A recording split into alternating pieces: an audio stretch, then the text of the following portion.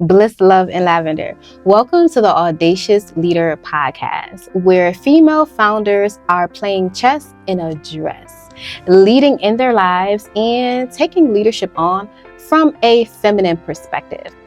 On this podcast, we talk about the purpose, the path, the pace, and the proper pivots of a leader. Today, we have a very beautiful special guest.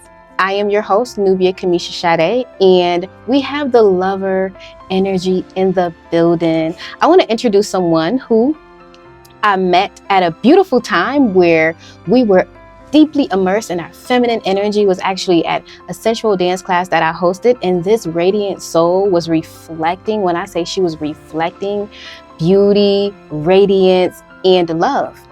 Her heart chakra was very open and I felt it. It was absolutely beautiful, absolutely beautiful. So I want to introduce Shantae, who is a keynote speaker and a belonging and mindfulness strategist. Yes. So Shantae, thank you so much for joining us today. Thank you. I'm so excited to be here. Absolutely. So we were able to take some time to have a conversation about the divine feminine and the path of a priestess and all these things, all these amazing things that make you a leader. And so if you can describe to me, what do you feel self-leadership is? I love this. And I am going to speak in a way that is both practical and spiritual. Okay. Because I think that's really, really important. You know, even when you hear the word priestess. Right. And I have this written on a sticky note on my refrigerator that says a priestess is a giver of grace. Right. And so when you think about that from a leadership perspective, a leader is a giver of grace. At the end of the day, you know, to be a leader is to be someone that has to be able to spot those opportunities where you give someone grace and you give them affirmation and you give them love. But through your love, sometimes that love is feedback. Right. Sometimes it's coaching. Sometimes it's development. But at the heart of it, it's grace. And what is grace? You know, grace is understanding. Right. Grace is an understanding that, you know, we are both here together in this. And there is no real judgment here, only understanding. So therefore, I don't condemn you. Right. I see you. Grace is a reflection of being able to see another, see their gifts, their talents beyond their mistakes. And I think that is something that is really missing right now. You know, we're at a space right now, societally, just right now, today is September the 16th. We are in the heart of an election season. People's energies are very, very high and low, right? All over the place. And we're judging constantly in this judgment energy where we are judging ourselves and we're judging others because all judgment of another is judgment of self. And so sometimes you have to be able to step into that higher energy, which is priestess, queen, empress, lover, right? You know, these words that we hear a lot. What does that mean here on earth? That means stepping into grace, quite simply. Let's step into grace and let's understand that we're all different. That's one of the biggest things that I've been learning a lot is this concept of values, right? Again, you know, from a leadership perspective, you read any leadership book, one of the things they're going to talk about is a true leader knows their values. They know their principles. They know what they stand on. And right now, you know, we're at a space where a lot of times we're talking a good game, self-included, talking a good game. I value community.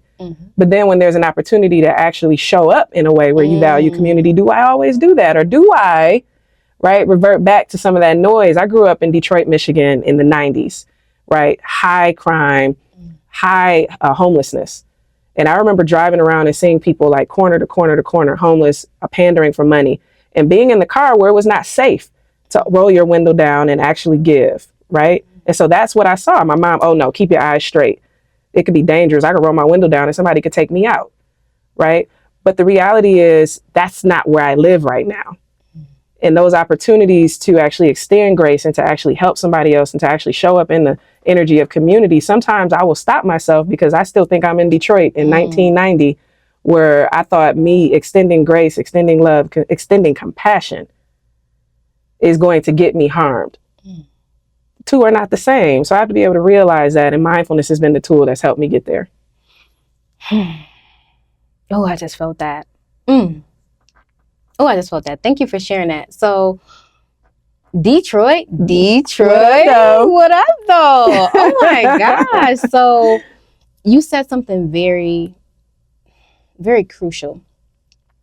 You talked about wearing a certain equipment based on your environment and knowing when to take that equipment off. That part. And put on an equipment, an outfit of a priestess, of a queen, of a, a community leader, and show up as such. That part. Not just wearing, not just speaking, but demonstrating. Yes. And when I think of leadership, I think of demonstration. Absolutely. From your own example. And that is incredible. So you talked about being a belonging, mindfulness strategist, coach, speaker. Like, you are so multidimensional. Tell me, what do you enjoy the most about the work that you do? Because every time I see you, you're always enjoying what you do. I'm like, look at Shantae. Yeah. Tell me, like, what do you enjoy the most about what you do? That's a beautiful question. Let me reflect on that for a second. Honestly, what I enjoy the most is self-expression. I have always had something to say since I was a little girl. My elders, my mother and her sisters and aunts and grandmothers, they joke about how I was a very talkative child. If I was in the right environment, usually it was with elders. I was a little girl. My grandmother has a story. You would just sit next to the old lady with your legs crossed at 7 years old, having a conversation like you were an adult. I've always had something to say, and not just something to say for the sake of talking, but something to say because God put this in me to say it. It's important. It's something that everybody is not saying. And that's how I've always showed up at work. Even before I got into corporate America, growing up, going to high school, I was always popular, but I was never the most popular, right? Like, I always attracted, crowds and people and friends, and I was vice president of this and president of that in all the clubs and stuff that I wanted to be in. But I didn't always do things the way everybody else did. I've always been an individual. I've always been a staunch, requirer of freedom and independence, and needing to do it my way. And sometimes that has rubbed people the wrong way, and I'm still figuring that out. But now in the space I'm in, as a belonging and mindfulness strategist and speaker, I get to express myself. I get to say the things that I know can help somebody, not everybody.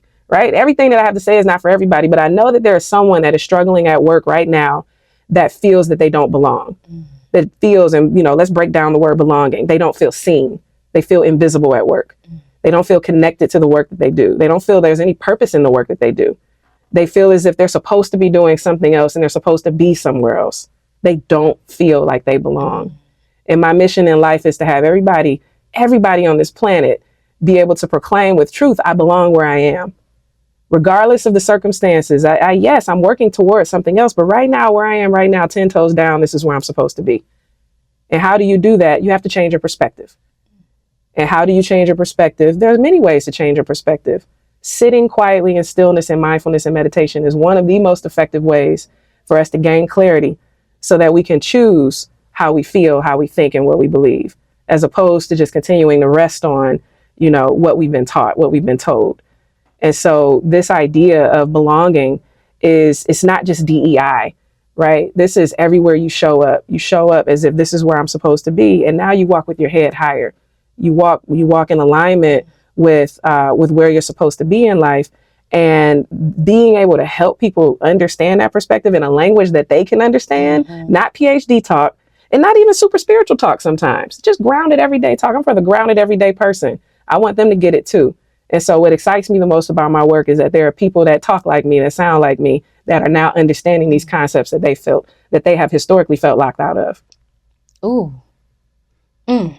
Every day you wake up excited. I can feel that. I do. Like, you're in your purpose and you're expressive. Very. Tell me, how do you feel like that, being expressive? A lot of women, they want to be more expressive. They're like, what's this confidence that you have, that you're always excited and you're just so embodied in your feminine energy? It's because you're expressive. Absolutely. And so what would you tell a woman who they want to be more expressive, but they never had outlets, and they didn't know how to speak up for themselves, self-advocate, or just express themselves. What would you say to that woman, like, who wants to be more expressive? They're watching this podcast. They're like, oh my God, they're so expressive. Like, she's so excited about what she do. Mm-hmm. She's from Detroit. How does she pivot from being in that environment to now being this colorful, beautiful, radiant flower? What would you tell that woman? Oh man.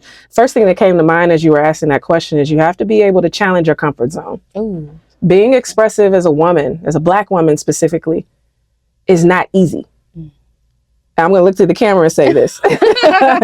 I see your discomfort in expressing yourself because this world has told us to shut up and be quiet for a long time. This is where you're supposed to be, in the kitchen or on the street or here or there, making me money, doing this, right? Take you out of the kitchen and out of the home, and now I'm going to put you in the workplace. And now you're supposed to be working. You're supposed to be working, focused on independence. You don't need a man. Right? Everything that is in us, we have been, especially, and I can only speak from my own experiences. I grew up in the 90s. I was born in 1981, so grew up in the 80s and 90s at a time where there was a lot of emphasis on a woman, a Black woman, being independent and being expressive, but only when it came to business and making money, right? We can be expressive there. We can get, we can be hands on the hips and sassy and say what we got to say to get that money, right? But when it comes to expressing what the heart desires, it's uncomfortable, right? Because we were often raised by men and women that told us our emotion didn't have value. And so that's the second thing that I would say. One is get comfortable being uncomfortable. Two, do some hard work. Collectively, I think that's the space that a lot of us Black women need to be in.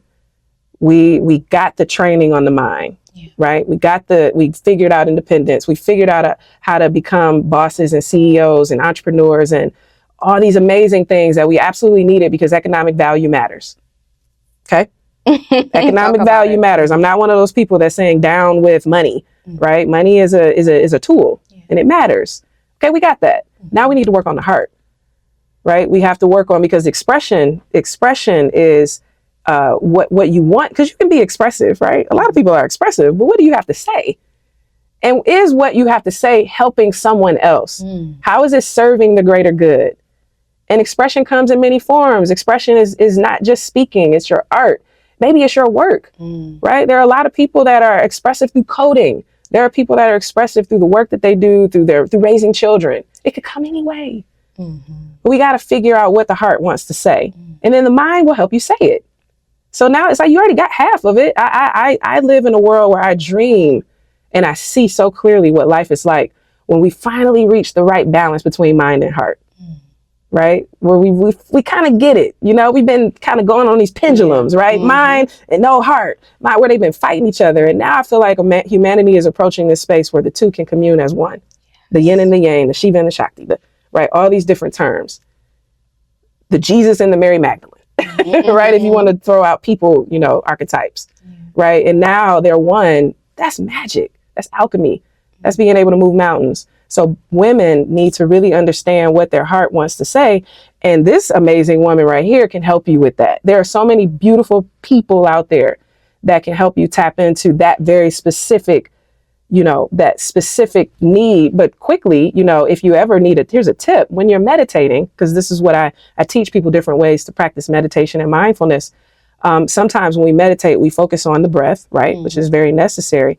Just as you meditate, as you take deep breaths, imagine yourself directing that breath to your heart, breathing into your heart, showing your heart some love. Make your focus of your meditation less about clearing your mind. Make it more, because we do that. That's usually what we think about. Meditation is about clearing the mind, and it is. But let's take a moment to actually send that energy, send that oxygen. Imagine it flowing to the heart.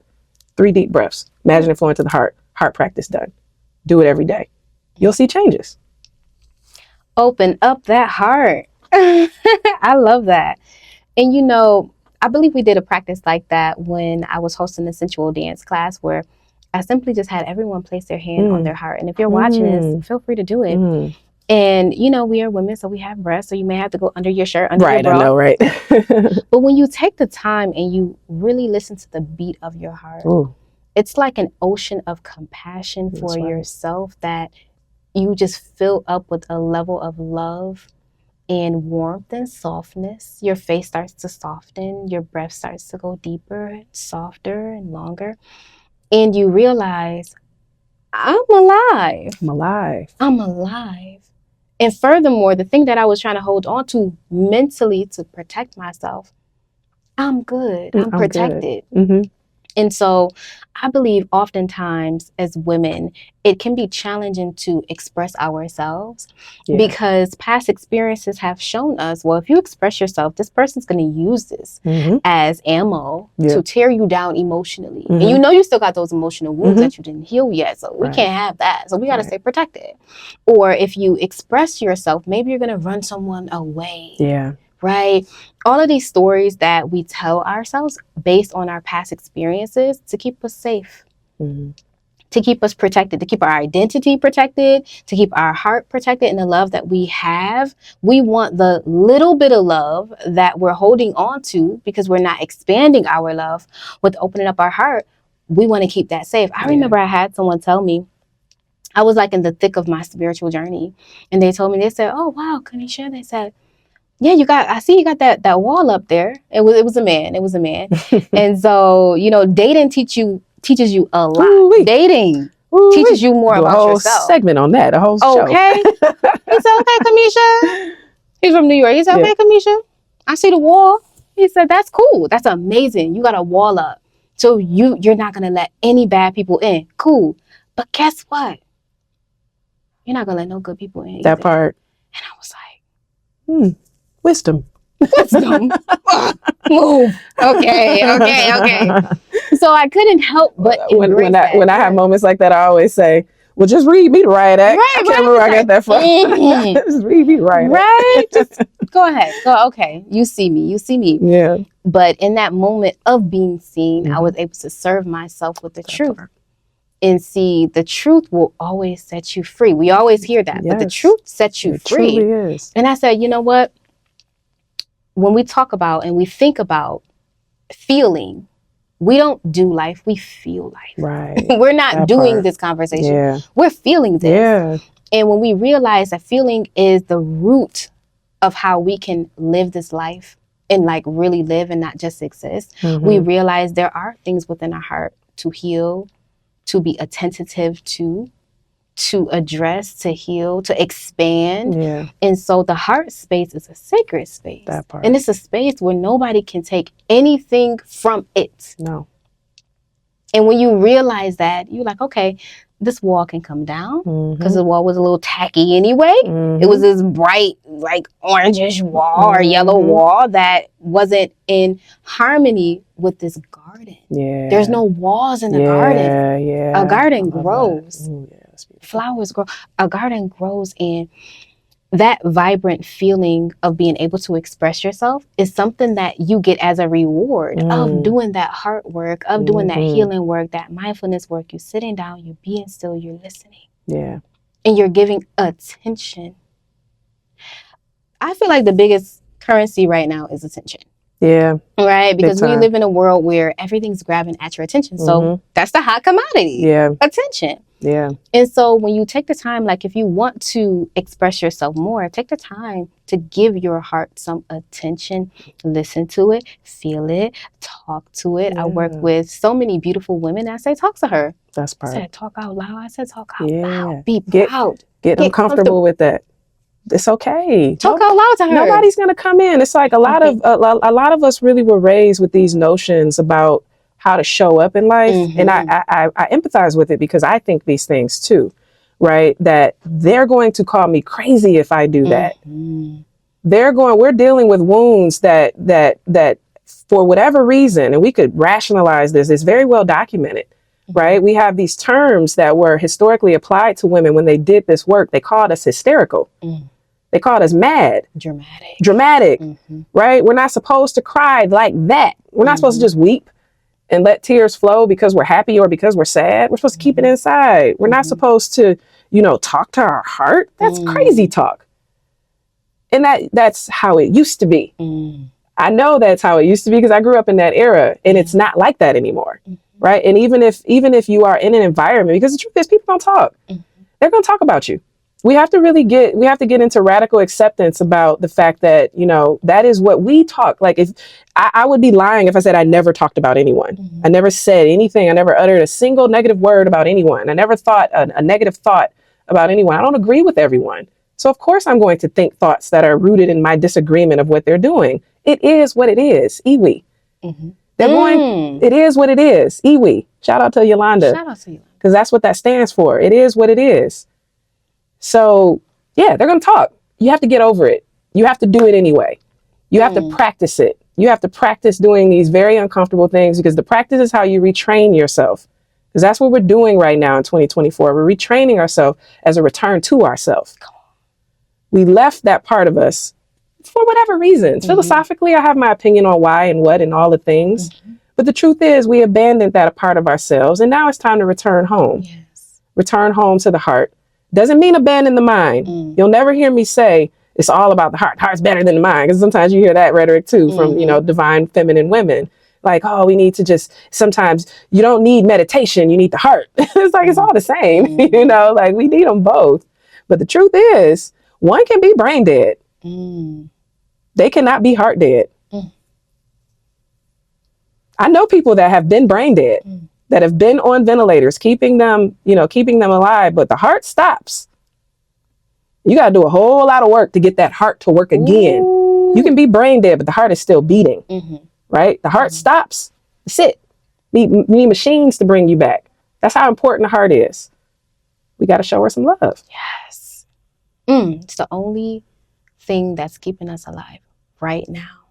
And for, again, a lot of women who I work with, and we do that hard work, and they're like, I've never done that before. I said, welcome to your new normal, girl. Yes, it's juicy over here. It's juicy. It's juicy. And to know thyself is to love thyself. It's to demonstrate love. And so, so good. Yeah. So my next question for you is, okay. This is so good. No, it's so good. Thank you for joining me. I didn't even know I was doing this today. Yeah, you have. For real. What's your what's the brain? Is it the Mercury? What's your? Mercury is communication. Okay. Yeah. So what's your placement? Oh, what is my Mercury? I need to look it up. You're a Sag sun, right? No, I'm a Scorpio. Girl, I'm a Scorpio sun, a Pisces moon, and Aquarius rising. Venus Capricorn. Okay, you're a Scorpio. I can feel that. I can see that. You're an evolved Scorpio too. Yeah, I believe that. Because you got an unevolved and evolved. You are so evolved, and this is where I always sense that sensuality too. Yeah, I know, right? That's why I was like, that's why you had to give me that Capricorn Venus to ground some of that. Well, let's talk about that. Let's talk about sensuality. What does sensuality mean to you? And how do you integrate sensuality? Because oftentimes women think that you got to go get sensuality, or, maybe if I wear this, I'll be more sensual. Or maybe if I talk softer and slower, I'll be more sensual. But what does sensuality mean to you and for you? And how do you integrate it with being a professional, with being a keynote speaker, with working with all these amazing organizations that you work with? How do you integrate that? Oh, I love this question. And I want to look up the word sensual, because but no, I'm going to feel into that. And the word that comes to mind for me is seduction, right? I relate more with the word seduction. I think they're both in the same category, where you are. I think sensuality is really about being so grounded in your authenticity and in the present moment that you can just sort of seduce what you need out of life. And it's not sexual. Right? It can be, right? But meaning, and when I say it's not sexual, I mean that the circumstances don't have to be sexual. One of my absolute favorite TED Talks, and I'm a TED Talk junkie, especially as a speaker, but one of the very first TED Talks that I ever watched in my entire life was this older British, Indian, Hindu, British gentleman, doctor, psychiatry, and the name of the TED Talk was The Psychology of Seduction. And he talked about how life is a transaction. Life is a transaction, and we have to understand that from a very neutral perspective. Again, it is what it is. We're all constantly giving and receiving. And to me, seduction is when and sensuality is all about meeting unmet needs, right? It's meeting and fulfilling needs without expecting anything in return, just sort of understanding the game of life. And so when it comes to sensuality and femininity, it's leading more with that energy, meaning receiving, being open, right? Being open, having an open heart, not being so afraid. You know, like sensuality is about, you know, kind of allowing flow, right? Allowing movement, not being so tight, not being closed off, but allowing, right? And sometimes it's allowing yourself to give. Give what? Just your energy. That's it. Your smile, your warmth, right? Your ability to change the vibration of a room just by being. And again, that has nothing to do with, you know, with being sexual or the way you dress or anything like that. But I mean, if you think about it logically, right? Flowing clothes, right? You know, your posture, you know, standing up straight. These are things that actually, by the way, there was a time where ladies went to finishing school to learn these things, or they went through rites of passages to understand how to be feminine in a way that, you know, you get what you want out of life, and not being abusive with that, right? Not being manipulative, not using your sensuality and your seductive nature to manipulate people in a way that harms them, but to seduce and to use your sensuality to get what you want so that it benefits the greater good of everything. When you start walking with that intention, that I am doing this thing to benefit the greater good of everything, that means I'm honoring God, because God is the greater good of everything, number one. And number two, that means that I'm going to get blessed beyond measure because I'm in flow with the natural. I mean, let's just use a really grounded example. One of my favorite scientific phenomena is photosynthesis. Photosynthesis is when the plant gives us oxygen and we give the plant carbon dioxide. We don't need the carbon dioxide. We give it freely to the plant. The plant doesn't need the oxygen. They give it freely to us. It's always happening. The plant never once says, oh, you know what, I'm gonna stop giving you oxygen because you didn't give me enough carbon. I did the calculation. You didn't give me enough carbon dioxide today, so I'm going to dock your oxygen. The plant never does that. Nature teaches us everything. It teaches us everything. And if we just understood that we can operate like that too, in that flow, where I just give to give. That doesn't mean you have to give everything, right? There's boundaries. There's all these other conversations of closed. That's what I was going to say when you mentioned the closed heart, right? Or the gentleman that noticed that you were closed, which means you're not going to receive, right? That's sensuality. Again, you know, so many women struggle with romantic relationships and professional relationships because they have so much armor. They have so much armor on them that they can't physically receive anything. And all they do is get labeled as difficult. All they do is get labeled as the angry Black person or the angry insert or just the angry woman. This isn't even really race specific. So we get labeled as these things, and then we sit around and we defend ourselves. We lock ourselves in victim mode. I am angry and I do deserve to have my armor. You don't know what they did to me. And all of those things are true, and you're still not a victim. And it's not until you really release and understand the natural flow of life, just the natural flow of life from a neutral perspective, and you can emotionally regulate those experiences. That's when things start coming to you in such a way that you don't even have to question it. It just happens. Oh, you said a lot. It was so good. It's like dinner before dinner. You said some amazing things, and you talked about photosynthesis, and you talked about nature. You said that the plant doesn't shut off and say, well, I'm not doing this today. You know, I'm not doing this because you didn't give me this. And what I would say to that is that reminds me of our natural core feminine energy that it's the base of how we're created. And it's something that you can't turn on and off, or you can, but it's in your divine right to keep it on. That part. And life can be hard and challenging for some people. And it can make you hard, and it can make you want to get good at being hard. How many songs have you heard of being hard and being, no feelings, and how many songs and how much conditioning has happened to us as women that teaches us, you know what, you don't win when you're nice. You don't win when you're sweet. You win by being hard Yeah. and manipulative and independent. This is how you win. And I can understand both sides because there's some underlining truth to how to defend yourself when you need to defend yourself, how to ensure that you're not being taken advantage of. There's truth to a lot of things. What I will say, the side where you win is the pure side. That part. When your heart is pure, I would say a clean heart always wins. That part. Regardless. And the beautiful gift that you gave me, that rock, that crystal reminds me of that purity. And purify our mind and our hearts and our thoughts to be one with the expansion. And you talked about the greater good.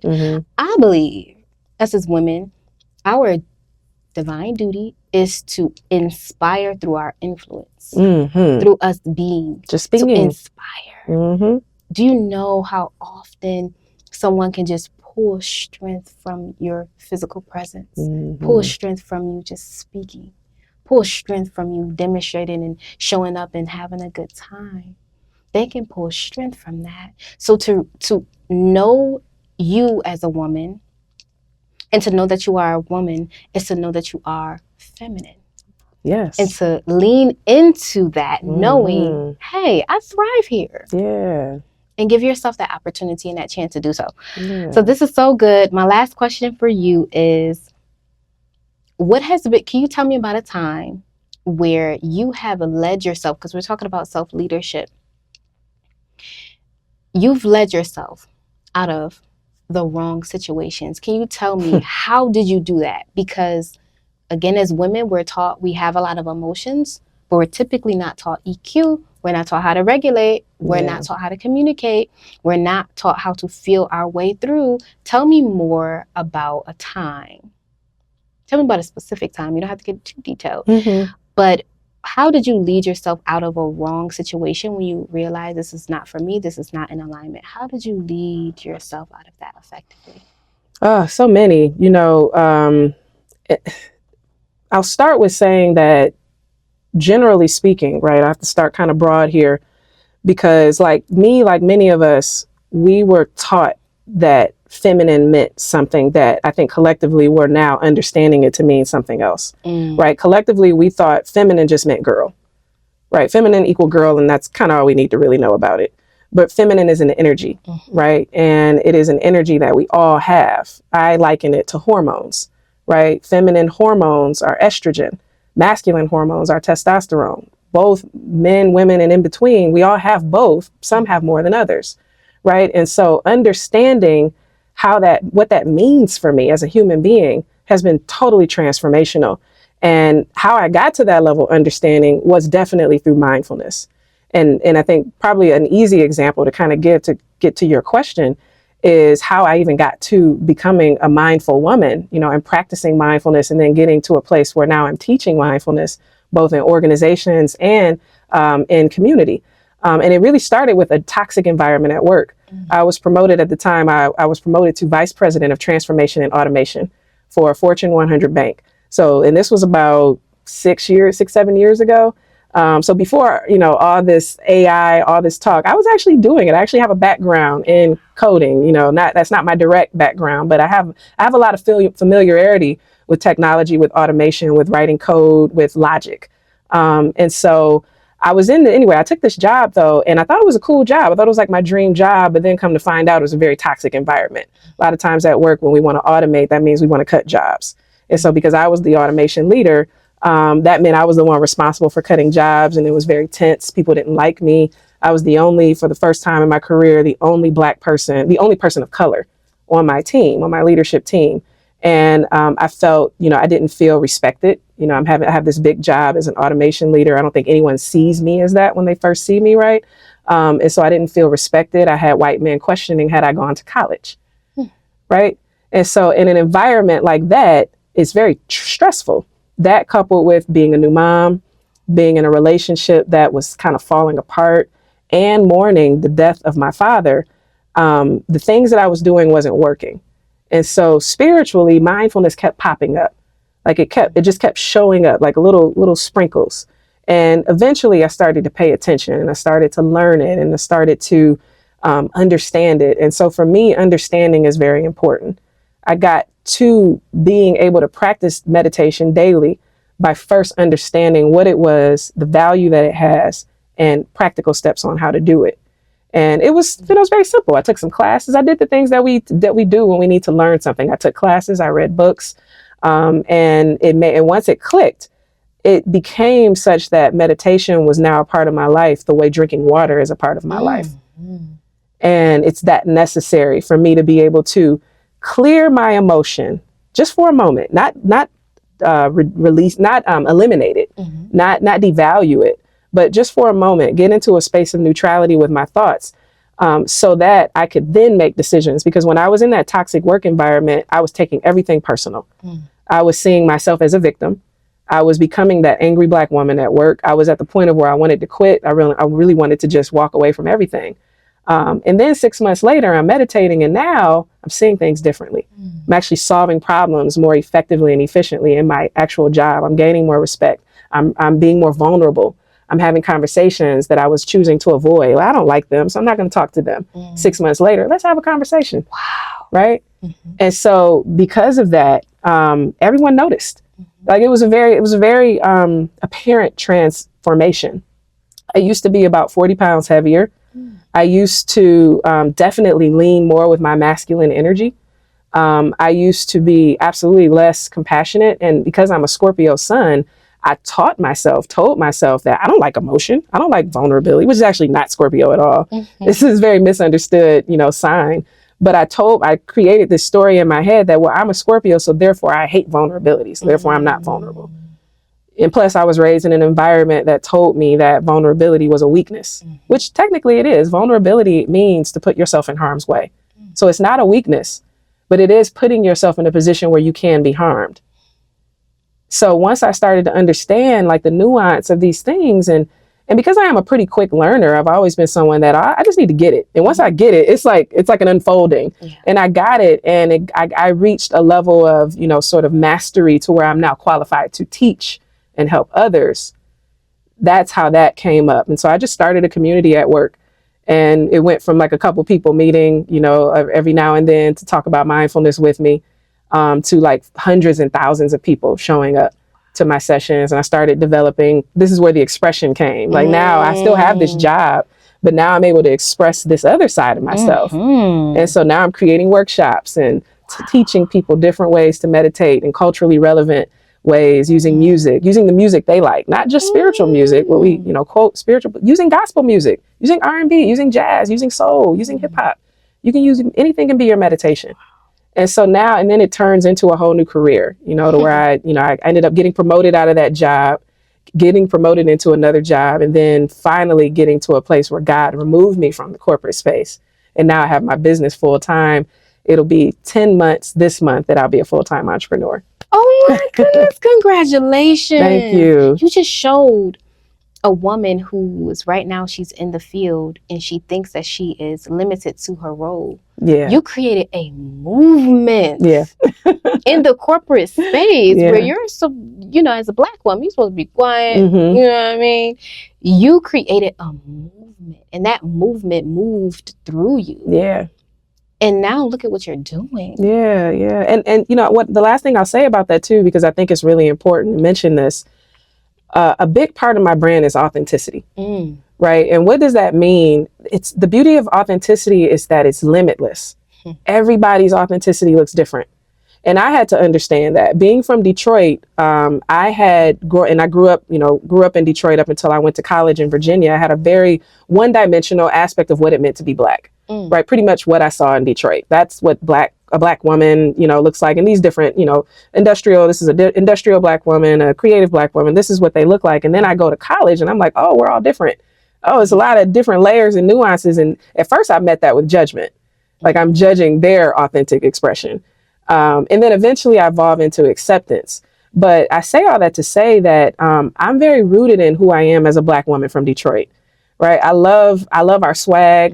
I love the way I love my accent. What up, though? That's how we greet each other in Detroit. That's a part of my brand. Even when I give keynotes to, hundreds of people that work in like technology or are in middle America, predominantly white, male audiences, I'm still starting my talks with "What up, though?" or it's going to be in the talk, because that's how I speak.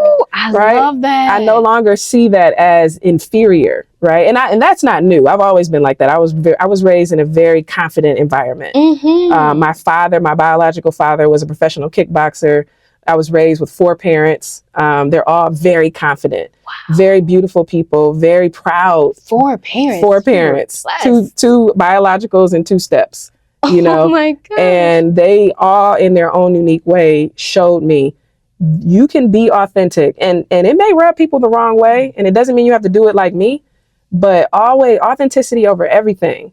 And I feel like, particularly for people of color and diverse backgrounds, the more we ground ourselves in our truth and in our authenticity, and you can learn that through the heart, right? You can definitely learn that what feels good in the heart, like what expression just feels natural to you. And it doesn't mean you have to show up the same in every environment. When I'm hanging with my friends and I'm partying and kicking it, I don't necessarily talk that same way when I'm, conducting business, but best believe both expressions are authentic. You have flavor. Very much. The thing about that is that you live life with flavor, and we can feel it.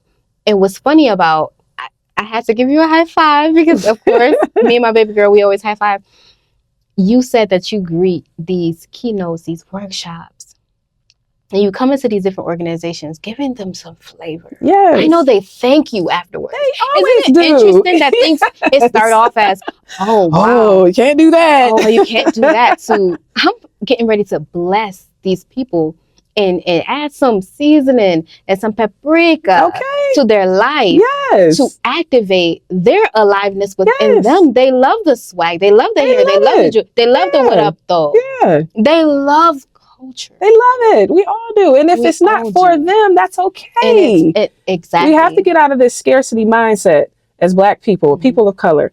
Diverse communities. This goes really for anyone that feels a little different. We have to get out of this mindset that our differences are not welcome. Maybe sometimes they aren't. I know for a fact that there are probably going to be clients that don't, maybe we don't share the same values, right? Potential clients that are not going to buy what I have to sell because they don't want it. That's okay. There's a gazillion companies out there. Like there's literally millions of organizations out there. And now we have the internet, we have technology, we have social media, the walls, the barriers of entry are so much lower. So logically, the rules that we had to play by when there were higher barriers of entry into these different points, logically, there are less barriers now. So if there are less physical barriers, that means we can show up as if there are less barriers. And when we show up as if there are less barriers, more things will come to us. We're walking into rooms that we literally couldn't walk into before. And that's no disrespect to our ancestors and their paths. We honor them. We honor the sacrifices and all the times they had to code switch and all the times that they had to, really suppress their Blackness, whatever that means. That we honor that. I'm not that far removed from that, right? But at the same time, we have to own who we are unapologetically. And that is not just slang. That's our excellence. Come on. You show up with your culture and you meet it with excellence. That's magic.